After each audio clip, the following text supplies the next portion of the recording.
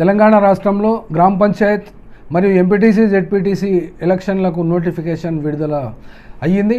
ఈ విడుదల చేసినటువంటి స్టేట్ ఎలక్షన్ కమిషన్ రాణి కుమిదిని ఈ నోటిఫికేషన్ ఇష్యూ చేశారు. ఈ నోటిఫికేషన్ ప్రకారంగా రేపటి నుండి అనగా రేపు 9వ తేదీ నుండి 11 అక్టోబర్ వరకు ఈ యొక్క నామినేషన్ ఫైలింగ్ ఉంటుంది. అట్లాగే పోలింగ్ డేట్ 23 అక్టోబర్. ఈ యొక్క ఎంపీటీసీ జెడ్పీటీసీ ఎలక్షన్స్ 2 దఫాల్లో 2 ఫేజెస్లో జరుగుతుంది. ఫస్ట్ ఫేజ్లో 23 అక్టోబర్, తర్వాత సెకండ్ ఫేజ్లో 27 అక్టోబర్లో ఈ యొక్క ఎంపీటీసీ జెడ్పీటీసీ ఎలక్షన్లు నిర్వహించబడతాయి.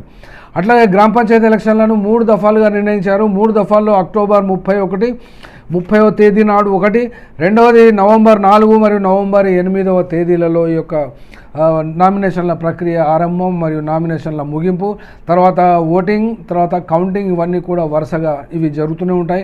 అయితే ఇక్కడ రాష్ట్ర ప్రభుత్వము తన అనుకున్నటువంటి మాట ప్రకారంగానే బీసీలకు 42% రిజర్వేషన్ ఖచ్చితంగా కల్పించి తీరాలి అనబడేటువంటి కఠినమైనటువంటి అనగా కమిట్మెంట్తో ఈ యొక్క హైకోర్టు సుప్రీంకోర్టు తీర్పులను ఇవి అడ్డంకి కాజాలకూడదు.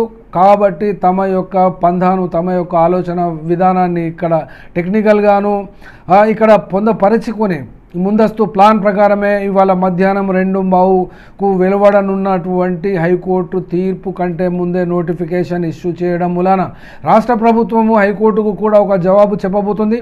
నోటిఫికేషన్ ఇష్యూ చేసిన తర్వాత హైకోర్టు కానీ సుప్రీంకోర్టు కానీ ఈ యొక్క ప్రక్రియలో జోక్యం చేసుకోజాలవు అనబడేటువంటి గత తీర్పులు అన్నిటినీ కూడా దృష్టిలో పెట్టుకొని ఇక్కడ ఉన్నటువంటి అడ్వకేట్ జనరల్ ఈ యొక్క ప్లాన్ ప్రకారమే 42% బీసీలకు రిజర్వేషన్